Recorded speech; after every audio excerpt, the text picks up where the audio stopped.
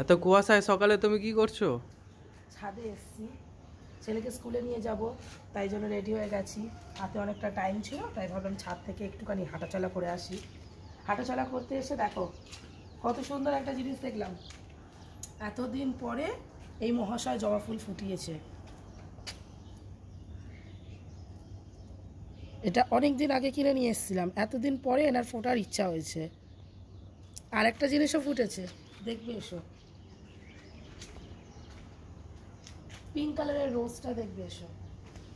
আমি দুদিন ছাদে আসতে পারিনি, এটা দুদিন আগে ফুটেছে, এটা আজ ফুটেছে। আর একটা জিনিসও হয়েছে, এই যে ডালিয়া,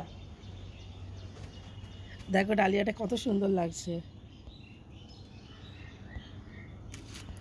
এইটা এইটুকানি একটা চারা কিনে নিয়ে এসেছিলাম, আমি ছোট্ট একটা চারা কিনে নিয়ে এসেছিলাম, তাতে আজ ডালিয়া ফুল ফুটে গেছে।